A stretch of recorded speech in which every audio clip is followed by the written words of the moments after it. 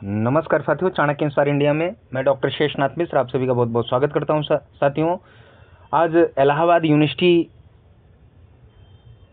के बारे में चर्चा करने वाला हूं। मतलब इलाहाबाद यूनिवर्सिटी से जो है पीएचडी का फॉर्म जो है निकल गया है, ठीक है ना। तो जो साथी जो है पीएचडी करना चाहते हैं वे जो है इलाहाबाद यूनिवर्सिटी से कर सकते हैं। तो आइए इसकी सभी महत्वपूर्ण चीज़ों पर हम लोग जो है विस्तार से चर्चा करते हैं कि फॉर्म ऑनलाइन है या ऑफलाइन है, कौन फॉर्म भर सकता है, क्या उसकी योग्यता है, क्या फ़ी है, कौन से सब्जेक्ट्स में कितनी कितनी सीट्स है, क्या प्रोसीजर है। उन सभी महत्वपूर्ण बिंदुओं पर मैं आज विस्तार से चर्चा करने जा रहा हूं। तो आइए साथियों, जो भी साथी जो है असिस्टेंट प्रोफेसर बनना चाहते हैं हायर में या सेंट्रल यूनिवर्सिटी में, स्टेट यूनिवर्सिटी में, तो उनके लिए बहुत अच्छा अवसर है, ठीक है ना। और जो शोध में बहुत इच्छुक हैं उनके लिए भी एक अच्छी अपॉर्चुनिटी है। तो देखिए, university of Allahabad PhD admission voucher नहीं, ब्रोशर है, ठीक है ना। University of Allahabad PhD admission brochure session 2025-26 है, मतलब 2025 and 2026, cultivating excellence in research and innovation, ये अपना लिखे हैं। इलाहाबाद यूनिवर्सिटी देखिए, चित्र खूबसूरत सा है, बहुत पुरानी यूनिवर्सिटी है, बहुत नामी यूनिवर्सिटी है, प्रयागराज में है, ठीक है ना। ये वेबसाइट है इलाहाबाद, ठीक है ना, ALLD फिर univa.ac.in है। रजिस्ट्रेशन लिंक ये दिया हुआ है, इलाहाबाद यूनिवर्सिटी प्रवेश 2025.cbtexam.in, ठीक है ना। ईमेल भी दिया हुआ है। आइए, ये इलाहाबाद यूनिवर्सिटी के बारे में है, ये हमारे काम का नहीं है। आइए, मिशन विजन सब अपना यूनिवर्सिटी दी हुई है, सभी देते हैं। आइए, ये जो मेन बात है वो ये है। यहाँ देखिए वेबसाइट दी गई है, देख सकते हैं कि AU प्रवेश 2025.cbtexam.in/ और PhD एडमिशन 2025, ठीक है ना। आइए इम्पोर्टेंट नोट में देखते हैं, करेंगे। The format of registration is online. जो PhD फॉर्म भरने का जो फॉर्मेट है, जो फॉर्म भरा जा रहा है ऑनलाइन भरा जा रहा है, ऑफलाइन नहीं भरा जा रहा है, ध्यान रखिएगा, ठीक है ना। Registration is online and the applicant must take due care while filling up the online form. मतलब बहुत केयरफुल्ली जो है ये लोग फॉर्म भरते समय इन चीज़ों का ध्यान रखें।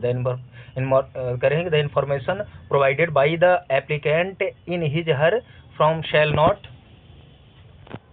द चेंज्ड और अल्टर्ड इन एनी केस। मतलब किसी प्रकार से जो आप जो है विवरण भर रहे हैं उसमें किसी प्रकार का परिवर्तन नहीं किया जा सकता, और कोई गलती हो जाती है तो उसके लिए आप ही जिम्मेदार होंगे, ठीक है ना। और कह रहे हैं the applicants will have to mention their social category. मतलब आप अपनी अपनी कैटेगरी में ही ये सारे फॉर्म भरें। आइए, जो प्रमुख बात है उस पर देखते हैं। यहाँ देख सकते हैं रजिस्ट्रेशन फी कितनी है। UR OBC भी नॉन क्रीमी लेयर की बात होती है। EWS जो है 600 रुपये है फॉर्म भरने की। और एग्जेम्प्टेड कैंडिडेट्स जो हैं 6, अभी मैं आगे बताऊंगा कौन एग्जेम्प्टेड कैंडिडेट है। SC ST PWD के लिए 300 रुपये है, ठीक है ना। अब आइए, कब से फॉर्म भरा जा रहा है, अर्थात ऑनलाइन फॉर्म भरने की डेट कब से है। तो 25 सितंबर से फॉर्म भरा जा रहा है। मैं 2-3 दिन लेट से यह जो है सूचना आपके सामने ले आ रहा हूँ, ठीक है ना। तो start date of registration and form submission online September 25, 2025, ठीक है ना। 25 सितंबर से ऑनलाइन फॉर्म भरा जा रहा है। और फॉर्म भरने की लास्ट डेट जो है वह 22 अक्टूबर 2025 है। और फी डिपॉजिट करने की, फी जो है ना पेमेंट की लास्ट डेट भी 22 अक्टूबर 2025 है। तो ये लोग, आप लोग इसको ध्यान रखिएगा, ठीक है ना। अपना फॉर्म समय से भर लीजिएगा। ब्राउज़र में देखिए, the university of Allahabad shall invite application, मतलब ये एप्लीकेशन जो है इनवाइट कर रहे हैं नामांकन डॉक्टर, मतलब PhD के लिए, ठीक है। और आइए,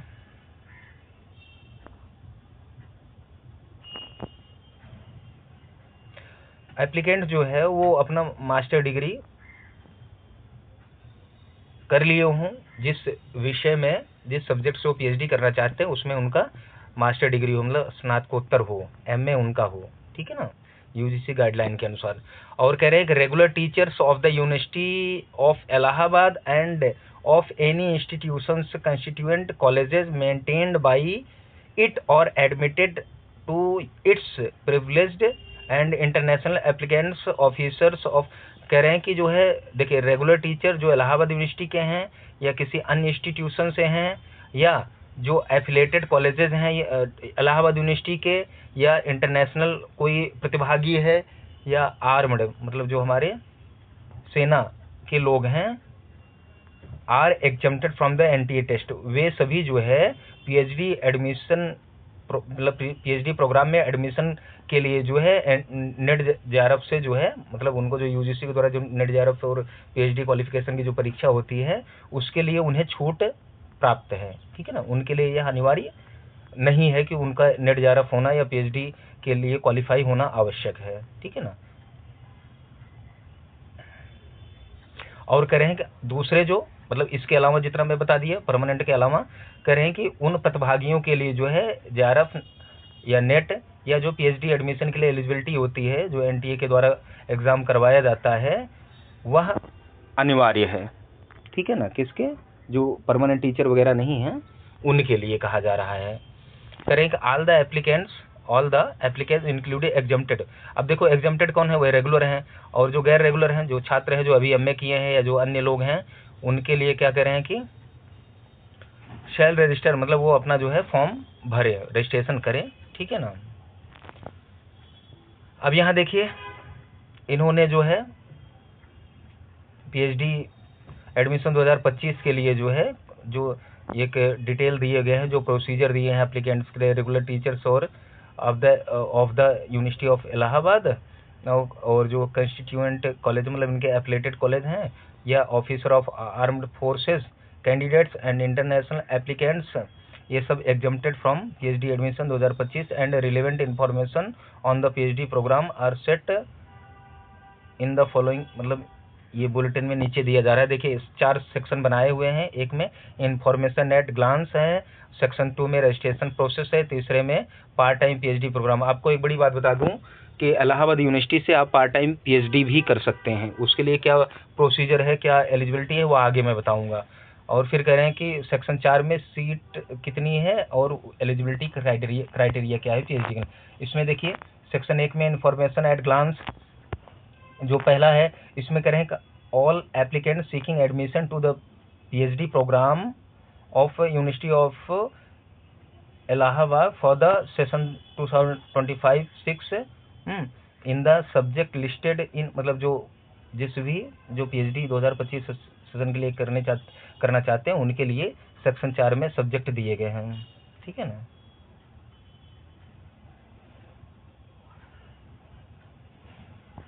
और जो परमानेंट हैं वो तो नेट जेआरएफ इत्यादि पीएचडी से वो है, जो उसके अदर हैं उनके लिए बताया जा रहा है। करें section 4 shall have to qualify in the examination conducted by मतलब उनका नेट जेआरएफ जो है वो क्वालिफाई होने चाहिए। ठीक है ना। आइए करें except exempted applicants all the applicant must appear the qualify for award of JRF and appointment as assistant professor या appointment as the assistant professor net PhD only। जो एक्सेप्ट एग्जम्प्टेड जो एग्जम्प्टेड के अलावा जो कौन है जो कैंडिडेट्स हैं उनके लिए नेट जेआरएफ या पीएचडी में मतलब वो क्वालिफाई होना जरूरी है। और कह रहे हैं कि इस फॉर्म भरने के लिए जो मिनिमम एलिजिबिलिटी है उसके लिए कह रहे हैं कि पोस्ट ग्रेजुएट यूजीसी के किसी भी यूनिवर्सिटी या कॉलेज से जो है 55% आपका मास्टर हो मतलब एमए में 55% हो। यूआर कैंडिडेट्स एंड 50% मार्क्स मतलब ये यूआर कैंडिडेट के लिए है। ठीक है ना। और कह रहे हैं कि and 50% marks in the case EWS OBC SC ST PWD candidate for the said purpose the percentage of marks obtained by the candidate shall not be rounded off to the next higher integer मतलब इससे जो है अन्य में कोई परिवर्तन नहीं हो सकता। तो यूआर के लिए 55% है, बाकी कैटेगरी के लिए 50% दिया गया है। ठीक है। और फिर जो परमानेंट टीचर या आर्म फोर्सेज वगैरह के ये सब इत्यादि नहीं है जो मैंने ऊपर बताया है, उनके अलावा जितने हैं उनको या तो नेट हो या तो जेआरएफ हो या तो पीएचडी के लिए क्वालिफाई हो, जो एनटीए के द्वारा परीक्षा ली जाती है। ठीक है।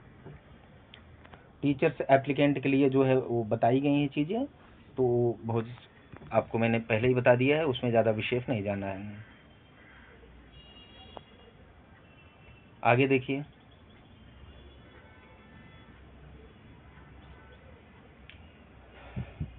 अब जो ऑफिसर्स ऑफ आर्म्ड फोर्सेज हैं, करें कि serving army navy and air force officers with not less than 5 years of the services, 5 दिन 15 years, सॉरी 15 years, 15 साल से जो है क्या होना चाहिए, उनकी सर्विस जो है 15 साल से कम नहीं होनी चाहिए।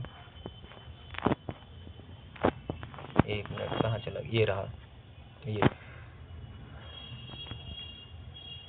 ठीक है। 15 साल वो जॉब कर चुके हों तब उनको जो है पीएचडी में वो जो है पीएचडी का फॉर्म भर सकते हैं। इंटरनेशनल कैंडिडेट्स के लिए भी है कि international candidate seeking admission to, जो पीएचडी के लिए एडमिशन चाह रहे हैं, should contact to international candidate adviser of the university, मतलब यूनिवर्सिटी में उनके लिए कोई एडवाइजर हैं, उनसे आपको संपर्क करना। पार्ट टाइम पीएचडी एप्लीकेंट्स करें the applicant willing to seek admission to part time PhD programme and having 5 years, मतलब 5 साल का एक्सपीरियंस हो गवर्नमेंट डिपार्टमेंट में या पब्लिक सेक्टर में अंडरटेकिंग के साथ, रिसर्च एंड डेवलप ऑर्गेनाइजेशन या इंस्टीट्यूशन इंडस्ट्री ऑफ रिप्यूट में भी एडमिटेड, मतलब ऐसे लोग जो है पीएचडी के लिए कर सकते हैं। गाइडलाइन जो रिजर्वेशन है उसको आप जानते ही हैं कि वो भारत सरकार, मतलब जो सेंट्रल यूनिवर्सिटी है तो भारत सरकार का उसमें आरक्षण लगेगा, ठीक है ना, जो भी आरक्षण का रूल है।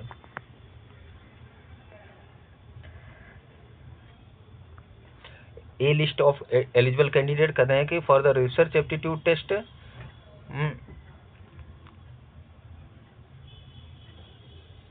shall be announced by the core committee and admission of the basis of following the consideration, मतलब इसमें एग्जाम वगैरह तो होता नहीं है, आजकल तो बस यूजीसी के जो है नॉर्म्स के अनुसार हो जाता है। तो इसमें देखिए कि जो क्वालिफाई, मतलब कौन योग्य है, किसको कैसे क्या किया जाएगा, करें qualified for JRF and appointment as assistant professor all the कैंड, जो शॉर्ट लिस्टिंग का जो क्राइटेरिया है उसमें करेंगे जो या तो जेआरएफ आप हों, ग्रुप ए में देखिए 3 ग्रुप बनाए, ग्रुप ए में जो जिनका जेआरएफ है या जो असिस्टेंट प्रोफेसर परमानेंट हैं, वो सारे कैंडिडेट्स जो है एप्लीकेंट्स हैं, ठीक है ना।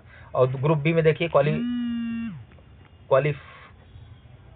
Qualified for the appointment as assistant professor, जो नेट हैं या पीएचडी के लिए क्वालिफाई हैं, उनमें क्या होगा कि टोटल सीट का डबल बुलाया जाएगा। सपोज दैट अगर 50 सीट है टोटल, तो 100 कैंडिडेट बुलाए जाएंगे, वो भी एज ए पर रिजर्वेशन रूल के अनुसार, ठीक है ना, आरक्षण के अनुसार है।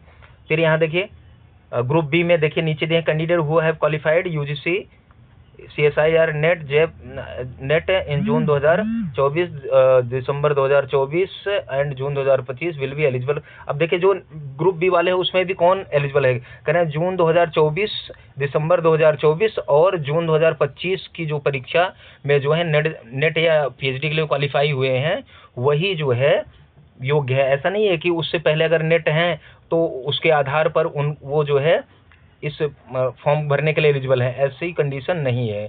अब क्राइटेरिया क्या होगा, तो कह रहे हैं कि 70% जो गाइडलाइन 2022 में आई थी उसमें 70% of weightage will given of the exam, जो आपने नेट के एग्जाम में जो आप मार्क्स पाए हैं उसका 70% वेट होगा, और 30% जो इंटरव्यू जो पीएचडी लिया जाता है 30% उसका वेटेज होता है। इस प्रकार से 100% में आपके जो है इसी रेशियो से आपका रिजल्ट बनाया जाएगा।